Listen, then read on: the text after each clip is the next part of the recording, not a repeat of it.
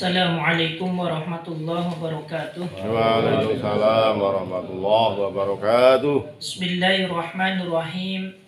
Alhamdulillahi rabbil alamin wa afdhalus salat wa tamut taslim ala sayyidina maulana Muhammadin wa ala alihi wa sahbihi ajma'in.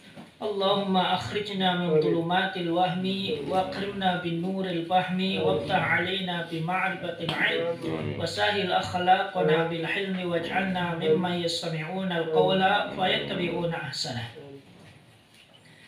Bismillahirrahmanirrahim. Kitabul Aqiqati, kitab menjelaskan tentang akikah. Ini sebenarnya diambil dari kitab Yaqut wan Nafis ya. Cuma karena memang malam ini tidak membaca kitab Fathul Mu'in, akhirnya saya ketik ulang, kemudian biar lebih praktis juga. Al-aqiqatu lughatan asy-sya'ru alladhi ala ra'sil waladi hina wiladatihi. Aqiqah secara bahasa itu adalah rambut yang ada di kepala anak ketika dia terlahir. Ini nama arti aqiqah secara bahasa.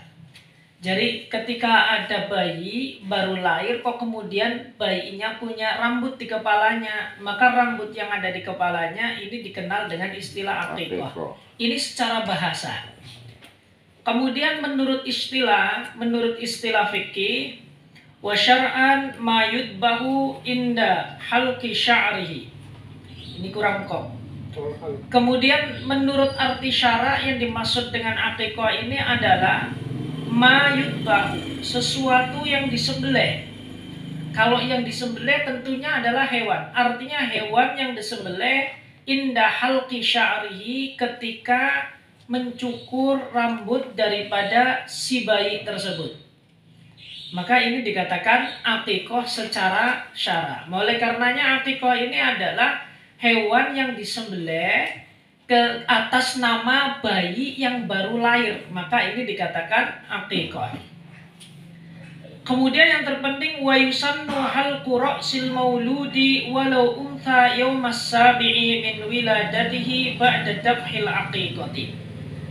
Disunnahkan mencukur rambut bayi yang baru dilahirkan, walau untha, meskipun bayi tersebut adalah perempuan, yaumas sabi'i min wiladatihi, pada hari ke-7 dari kelahiran bayi tersebut, ba'da dabhil aqiqati, setelah disembelihnya hewan aqiqah.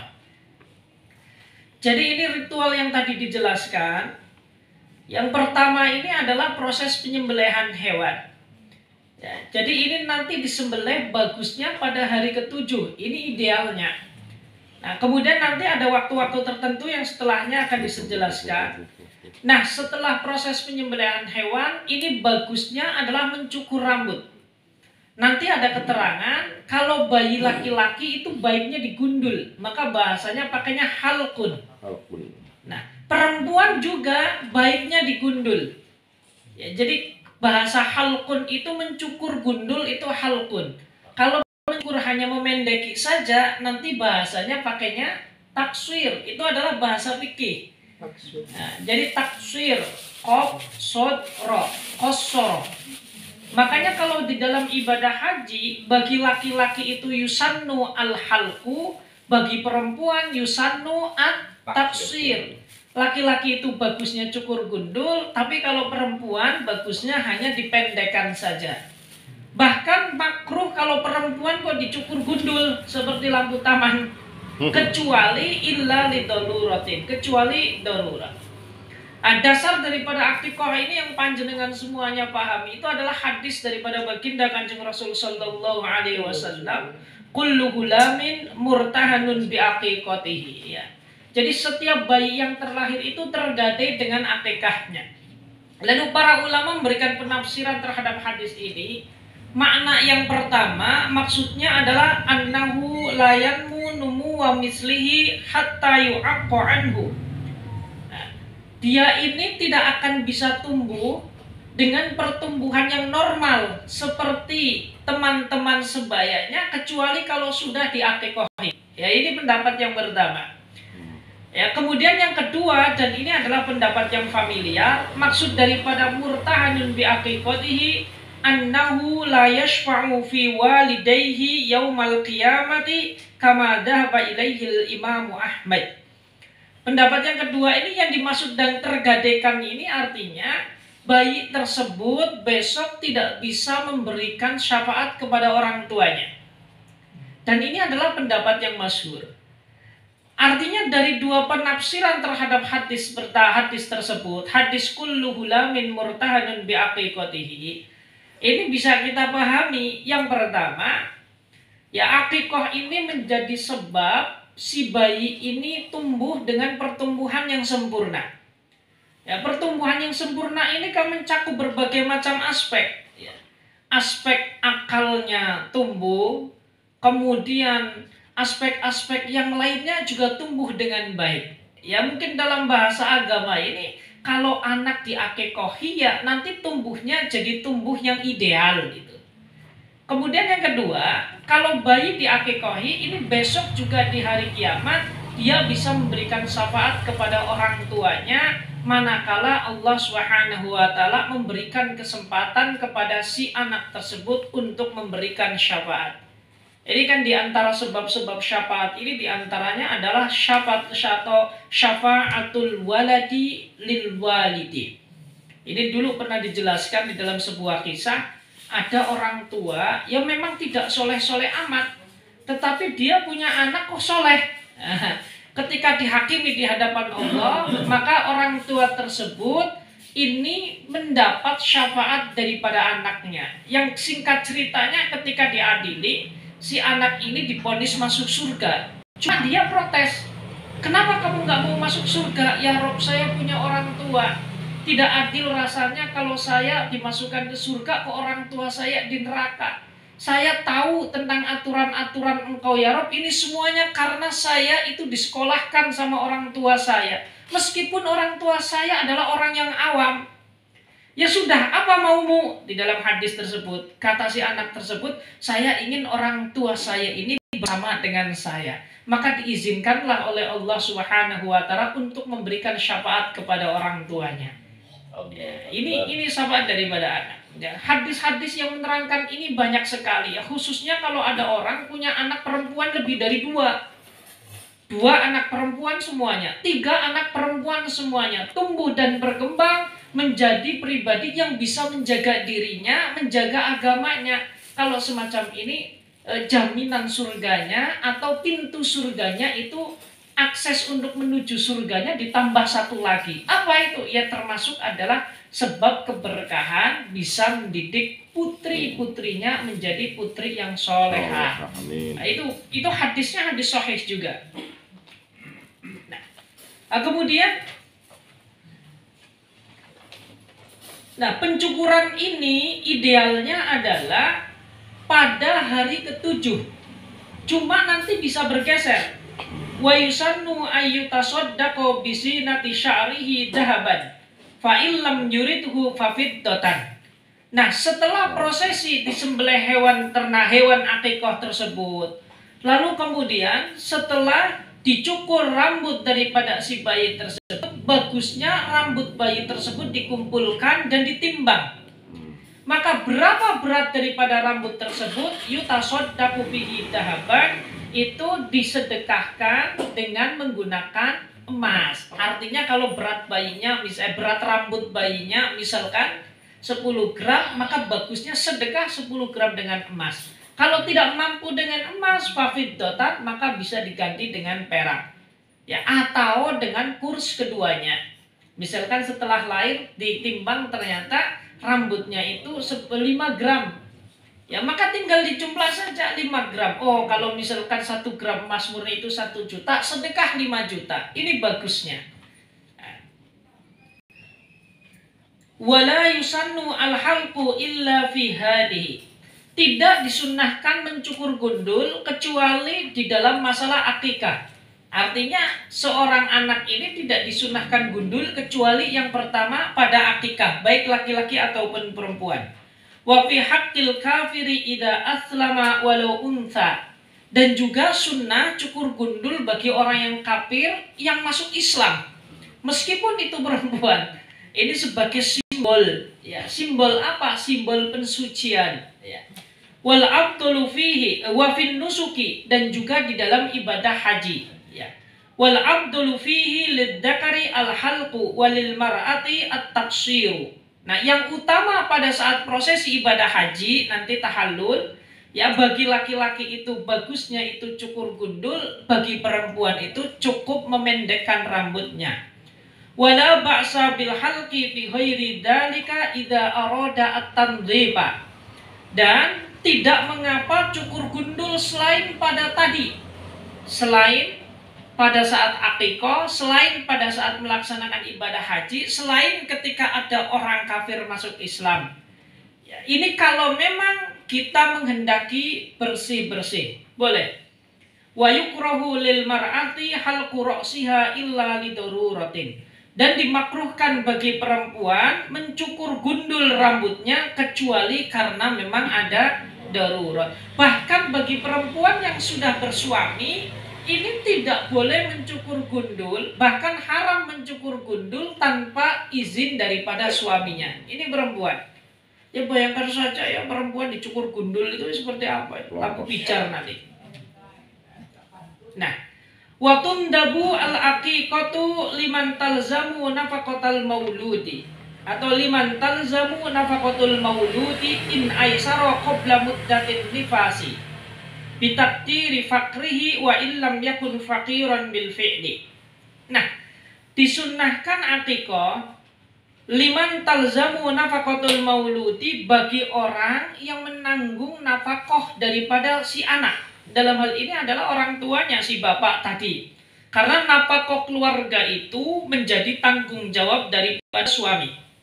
Ya, istri itu tidak punya kewajiban dari segi pembebanan agama. Tetapi kalau kemudian istri kok memberikan sedekah kepada suaminya, maka itu adalah bagian daripada ibadahnya istri secara tersendiri. Tetapi kalau dari segi kewajiban, yang wajib memberikan nafkah itu adalah suami atau laki-laki.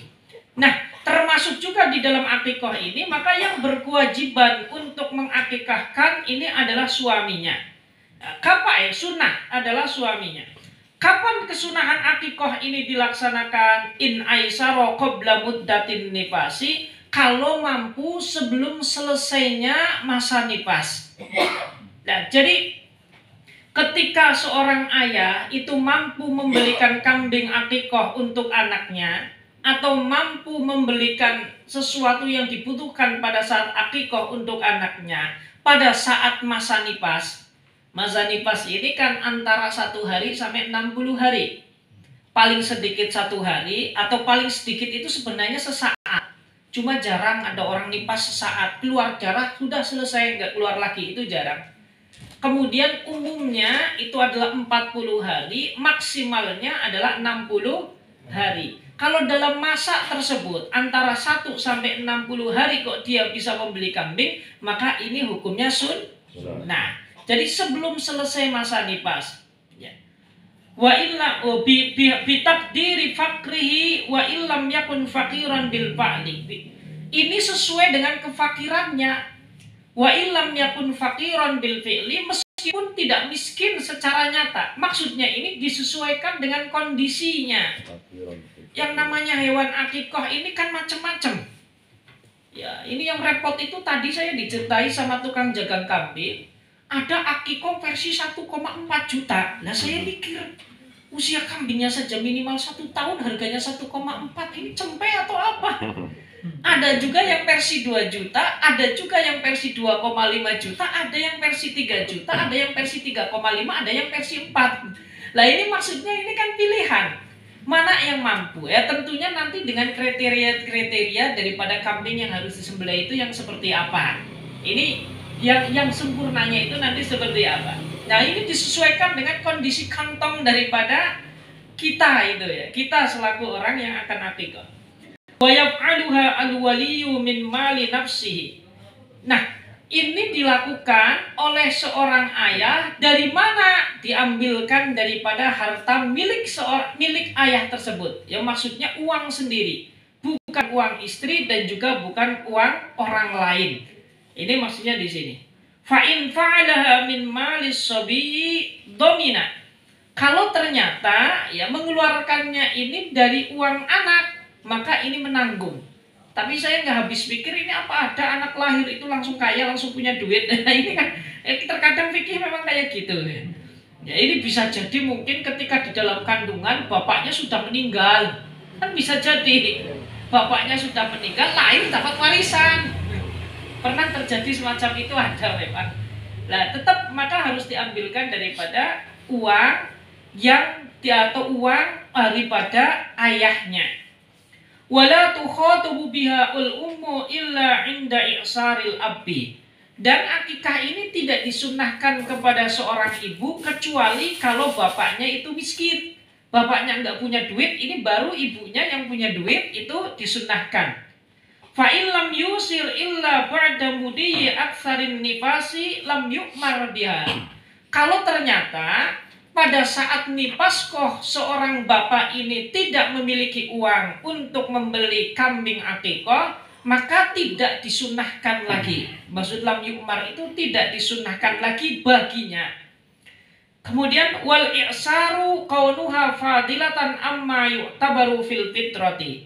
Lah yang dimaksud dengan al-i'sar ini adalah kaya atau mampu. Ini standarnya adalah ketika seseorang itu memiliki makanan yang cukup untuk 1 hari.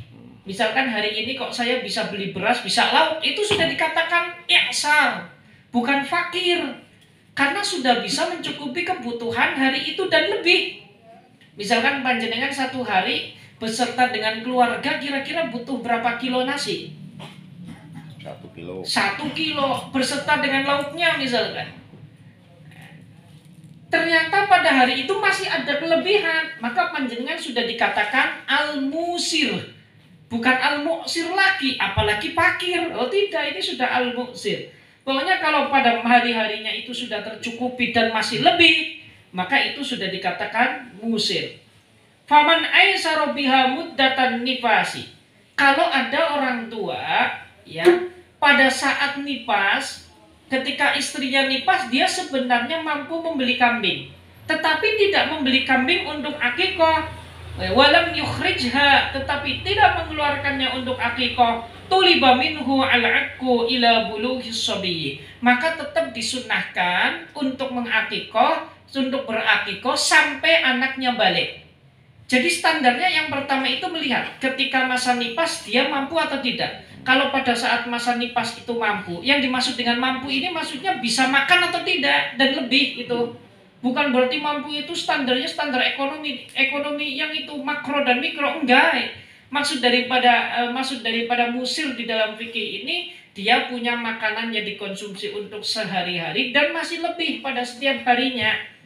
Nah, ketika dia itu mampu di situ pada saat nifas, maka kemudian dia tidak mengeluarkannya pada saat nipas, maka setelah selesai nipas tetap disunnahkan untuk berakikoh atas anaknya sampai anaknya balik. Nah, kemudian kalau sudah balik gimana? Ya, fa in balagha qabla ay yukhrijahal waliyu sunna lis-sabi ay ya'qa min nafsihi. Nah, kalau setelah bayi itu balik ternyata orang tuanya belum mengakikohkan, maka disunahkan baginya untuk mengakikohkan atas nama dirinya sendiri dan dari uang miliknya sendiri. Ini kalau setelah balik kemudian. Nah, wa ma la fitukhfati ila annal walada yukhatubu bihi idza balagha fi ma idza aksaru waliduhu fi muddatin nifasi. Bahkan di dalam kitab Tuhfa punya Imam Ibnu Hajar, seorang anak ini tetap disunnahkan untuk berakikoh ya ketika dia sudah balik dan mampu untuk membeli hewan akikoh, sementara orang tuanya saat itu tidak mampu ketika masa nifas. Artinya sederhananya, kalau sudah balik maka kesunahan ini berpindah ke tangan anaknya. Tapi kalau sebelum balik, ya ini masih ada di tangan wali. baik walinya tersebut mampu pada saat nifas ataupun tidak. Ini kesimpulan daripada apa yang ada di sini. Maka kalau disederhanakan lagi, bagusnya hari ketujuh. Kalau hari 7 kok tidak mampu, kita lihat pada saat nifas, berarti jangka kurun 1 hari sampai 60 hari umumnya orang nifas, orang tuanya mampu atau tidak. Kalau tidak mampu, maka bisa ditangguhkan. Kalau mampu tapi kok belum akikoh, maka tetap disunahkan, tetap dituntut untuk mengeluarkan akikoh dengan hukum yang sunnah tadi sampai si bayi itu balik. Kalau sudah balik, maka kewajibannya bukan kepada walinya lagi, kepada dirinya sendiri. Bahkan kalau dia punya orang tua sudah meninggal belum diakikohi, maka juga disunahkan untuk mengakikohinya. Jadi misalkan panjenengan punya saudara meninggal, dulu belum sempat diakikohi, meninggal tapi itu, maka juga disunahkan untuk berakikoh atas namanya. Karena ini adalah ibadah yang bisa digantikan, Ini maksudnya demikian. Wa yadkhulu waqtul aqiqati binqisali jami'il waladi wala akhira lahu. Waktu akikoh ini masuk ketika bayi itu keluar dari perut ibu. Ya, dengan cara apapun, ya. Ketika bayi tersebut keluar daripada perut seorang ibu, wala akhira lahu, tidak ada batas akhir daripada akikoh. Artinya ya dari lahir sampai mati, bahkan ketika sudah di dalam kubur pun diakikohi masih bisa. Ini maksud daripada wala akhirahu lahu. Wa yaumus sabi'i afdalu. Nah, hari ketujuh ini jauh lebih utama. Wa tuwafiqul aqiqatu al-udhiyata fi jami'i ahkamiha. Nah, terkait tentang masalah akikoh, ya, ini hukumnya sama persis dengan hukum yang ada di dalam udhiyah. Udhiyah itu di dalam kurban. Min jinsiha, dari jenisnya. Maksudnya jenis sapi yang disembelih itu apa saja, ya. Jenis hewan yang bisa disembelih apa saja. Ini kan di dalam bab kurban, ya, terkait tentang masalah udhiyah ini kan kita disunahkan hanya jenis na'am atau al-an'am. Al-an'am ini mencakup 3 jenis hewan besar. Ya, ada yang satu onta beserta dengan jenisnya, karena jenis onta kan banyak. Kalau yang namanya jenis, macamnya pasti banyak. Karena di dalam agama kalau sudah berbicara tentang jenis, di bawahnya ada nau. Contoh misalkan logikanya saya gini, manusia itu jenis. Nah, kemudian di bawahnya ada nau, ada macam, ada laki-laki, ada perempuan. Nanti perempuan jenis, di bawahnya banyak macam itu. Ada yang namanya Fatimah, kemudian ada namanya Sarkem, ada namanya Tukiem. Nah, itu namanya nau. Nah, maka yang pertama jenisnya adalah jenis al-an'am yang di dalamnya itu terdiri daripada 3. Ya, yang pertama itu adalah onta dengan berbagai macam-macamnya. Kemudian yang kedua adalah sapi dengan berbagai macam jenisnya, dengan berbagai macam-macamnya. Karena jenis sapi kan banyak, jenisnya satu, macamnya banyak. Ada sapi putih, sapi perah, sapi apa lagi itu, yang merah dan lain sebagainya. Kemudian kambing, ya, dengan macamnya, ya. Kita kenal ada yang namanya kambing domba, ada yang namanya kambing gembel itu domba, ada yang namanya biasa itu yang nggak ada bulunya itu. Yang dalam bahasa itu kalau doknun tuh, kalau dalam bahasa kita doknun itu kambing yang bulunya lebat itu. Namanya ada yang kibas, kemudian gembel apalagi. Kemudian yang kedua ada yang namanya ma'zun. Ma'zun itu kambing yang bulunya tipis itu. Orang sini bilang kambing Jawa itu, ya. Nah, kambing kacang itu bahasa kiainya, nggih. Padahal kambingnya kambing Jawa. Tapi kambing Jawa di sini gede-gede. Kalau di Arab kambing Jawa itu kecil-kecil. Ya, kambing Arab itu, ya. Saya juga heran orang Arab besar-besar, tapi kalau masalah ayam kambing kecil-kecil. Ayam kate adanya di Arab kecil-kecil. Di Indonesia orangnya kecil-kecil, ayamnya gede-gede gitu.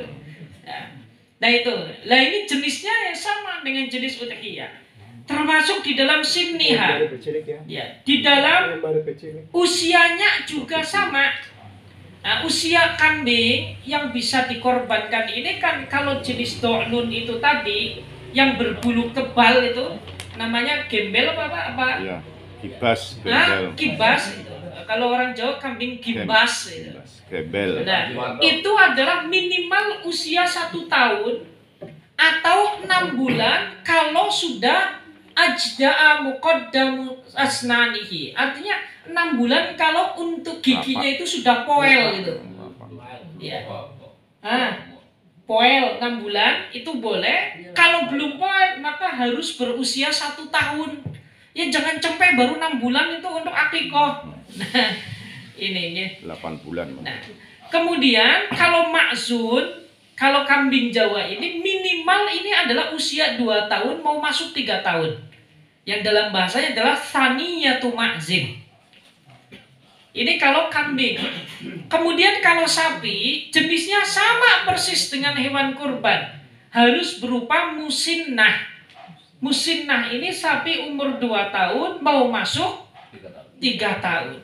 Kalau onta harus jad'ah. Usia 5 tahun mau masuk 6 tahun. Nah ini yang sudah sah untuk udhiyah.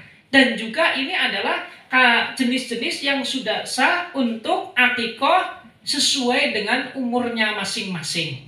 Ya onta itu kan ada anak onta, kemudian ada bibitan yang baru punya anak 1 dan sebagainya. Yang dalam bahasa fikihnya nanti kan ada yang namanya ibnu labun, bintu labun, bintu mukhod. Kemudian ada lagi hekkoh, yang terakhir ini yang paling tua namanya jad'ah. Usia 5 tahun mau masuk 6 tahun. Nah ini ketentuannya sama persis. Kemudian wasalamatuha. Ya wasalamatiha, termasuk juga ketentuan-ketentuan keselamatan daripada hewan tersebut dari cacat-cacat yang bisa mengurangi daging. Ya kan di dalam korban itu kan tidak boleh dengan kambing atau jenis hewan yang telinganya kepotong, kemudian kakinya pincang, kemudian matanya siwer. Mata siwer itu yang kambing kalau lihat kayak gini, apa namanya itu? Keceng dan lain sebagainya. Ini juga tidak boleh ya. Ya meskipun hukumnya sunnah tetapi kan standarnya juga ada. Waniyatuha, dan termasuk adalah niat di dalam udhiyah. Ini sama persis ya. Apa yang dibaca ya, ketika menyembelih itu ya sama persis di dalam hewan kurban itu ya bismillahirrahmanirrahim, Allahu akbar, Allahumma hadihi minka wa ilaika hadihi aqiqatu fulan bin fulan bin fulan. Sama persis lah. Pokoknya di dalam penyembelihannya niatnya sama persis, yang dibaca sama persis, hanya saja yang tadi udhiyatu fulan bin fulan ini diganti dengan aqiqatu fulan bin fulan atau fulanah binti fulan. Nah, itu sama ketentuannya. Wal aklu, ya, termasuk di dalam makannya. Ya ketentuannya kan di dalam kurban. Kalau kurbannya kurban sunnah yang tidak dinadari kan idealnya 1/3 dimakan sendiri, yang 1/3 kemudian dijamukan atau dibagikan, kemudian yang 1/3 lagi disimpan kalau ada tamu datang. Ini sunnahnya demikian. Ya meskipun ketika dibagikan semuanya itu juga baik. Yang penting kita yang berkorban atau berakikah juga ikut makan. Kalau tidak dinadari. Kenapa kita disunahkan untuk makan? Ia mengambil keberkahan. Kan setiap apa yang kita lakukan dalam rangka mendekatkan diri kepada Allah, pasti di situ ada nilai keberkahan. Kalau ada tanya keberkahan itu apa? Keberkahan itu ziyadatul khair. Ya tambahnya kebaikan yang ada di dalam diri kita, itu artinya berkah. Panjenengan punya usaha baru, kok panjenengan malah menjadi pribadi yang semakin baik, berarti berkah. Panjenengan misalkan punya anak, nambah panjenengan semakin baik, berarti itu namanya berkah. Panjenengan punya mobil, jamaahnya malah rajin, pengajiannya malah rajin, itu namanya berkah. Segala sesuatu yang bisa memberikan nilai plus dan tambahan kepada kita dari segi kebaikan, itu artinya berkah. Di dalam segala hal, baik yang bersifat material ataupun imaterial. Imaterial juga ada berkahnya, Pak. Bukan hanya yang masalah harta benda saja. Sementara ini kan anggapan orang berkah itu adalah di harta. Semoga hartanya berkah. Padahal umur juga berkah. Harta berkah. Ya, bertambahnya harta, semakin bertambah kebaikan di dalam diri kita. Umur berkah, panjang umurnya, tetapi kebaikan yang kita laksanakan jauh lebih banyak.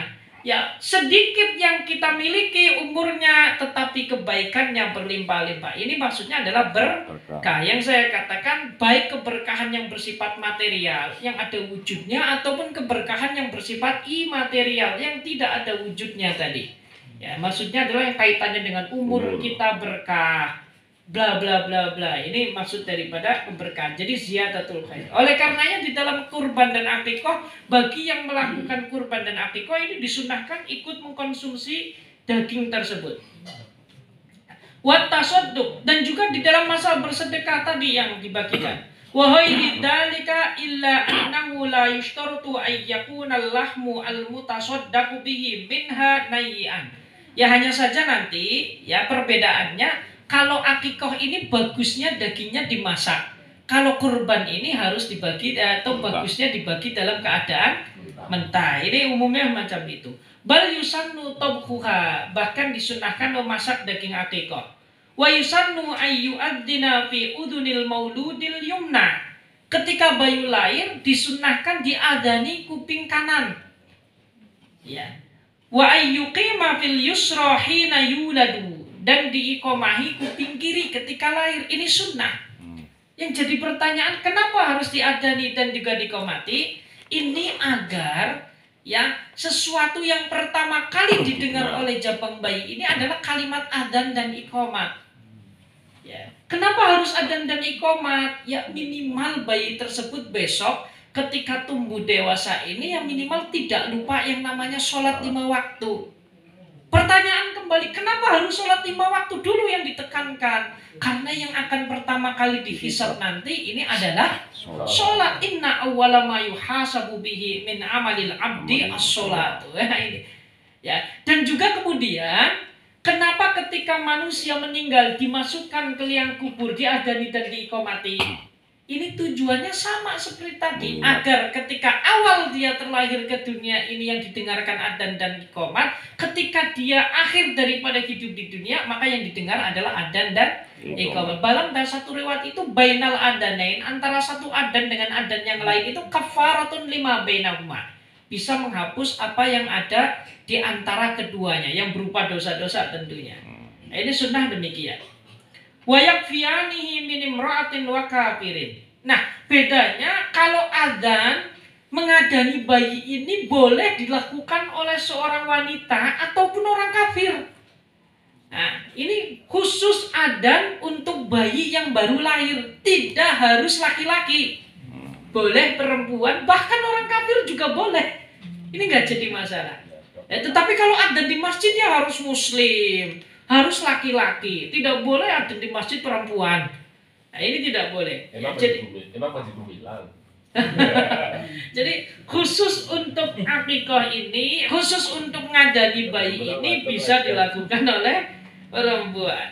Nah, wa ayyuhan nikah bitamrin, bahkan disunahkan mentahkik atau mentahnik dengan kurma. Mentahnik ini maksudnya ya dijejeli kurma hanya untuk jilat-jilat saja. Ya, ini memang sunnah nabinya demikian.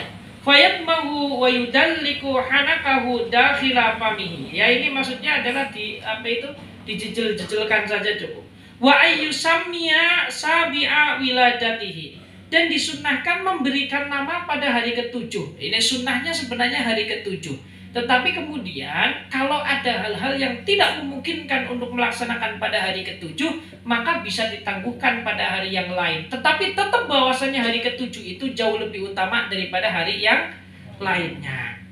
Wa yajuzu qablahu wa ba'dahu, bahkan boleh yang memberikan nama sebelum hari ke-7 dan setelah hari ke-7. Wa aisannu ayyuhsina ismahu. Ini penting. Ya, disunahkan kita memberikan nama yang baik bagi anak. Ya, jadi kalau ngambil nama itu ya minimal satu, pengambilannya harus jelas. Yang kedua, kalau bisa artinya yang jelas. Ya, tidak semua apa yang ada di dalam Al-Quran itu bagus, tidak semua apa yang berbahasa Arab itu bagus.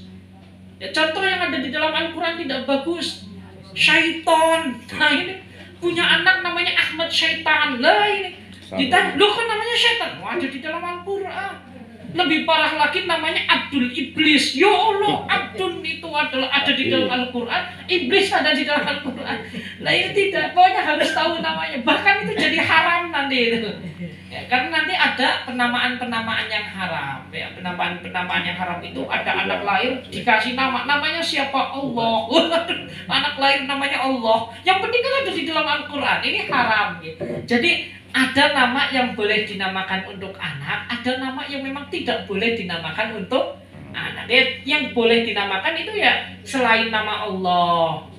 Kemudian selain nama Artinya jelek. Abdul Ka'bah. Apalagi kalau nama misalkan itu Abdul apa itu misalkan ya Abdul Kohwa, ya Allah ini hamba kopi Abdul Kofa, ini nama-nama yang tidak baik. Tetapi yang haram itu seperti apa itu Abdul Ka'bah. Yang lebih parah lagi Abdul Manaf. Bukan Abdul Manaf tapi Abdul Manaf. Manaf ini kan nama berhala di Mekah dulu. Ini adalah hambanya Manaf. Atau Abdul Lata, ya Allah, Abdul Uzza, ya, ini jenis-jenis nama berhala ini nggak boleh. Atau Abdul Fir'aun, ya ini gabungan Abdulnya ada di dalam Al-Quran, Fir'aunnya ada. Ini bagusnya ini seorang orang tua itu ya memberikan nama yang terbaik bagi anaknya. Ya kalau bisa nama itu harus disesuaikan dengan artinya. Artinya nama harus punya arti karena setiap undangan itu adalah doa. Ya, panjenengan mengundang seorang itu artinya panjenengan sebenarnya secara tidak langsung mendoakan orang tersebut. Nah, makanya nama ini bagusnya yang bagus. Wa tukrahu bil asma'i al-qabihati. Makruh memberikan nama yang jelek bagi anak. Nah, nama yang jelek kan banyak sekali itu ya, ini hukumnya makruh. Ya. Kemudian wa yahrumu talqibul insani bima yukrahu wa in kana fihi.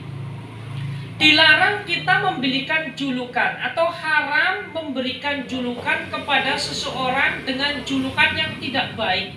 Meskipun kenyataannya demikian. Ada orang pincang ya dipanggil namanya Mas Pincang. Nah, ini tidak boleh. Mas Kaper. Meskipun kenyataannya kaper, ini tidak baik.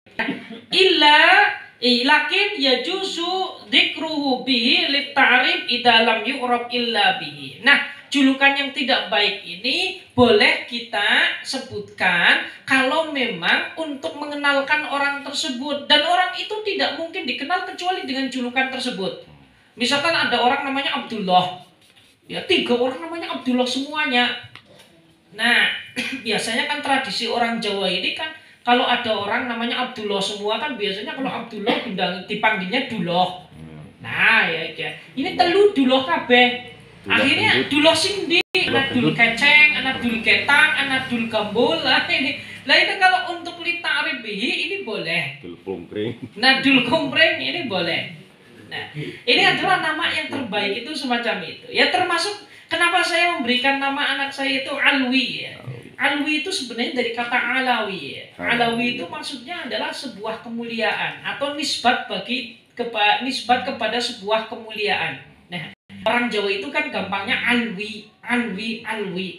Ya, ketika yang pertama ya selain namanya bagus, artinya keluhuran, kemuliaan, ini juga ternyata yang namanya alwi ini ya rata-rata orangnya bagus-bagus. Saya searching nggak ada itu narapidana namanya Alwi itu nggak ada, alhamdulillah. Saya searching itu. Nah, itu namanya adalah yang mulia.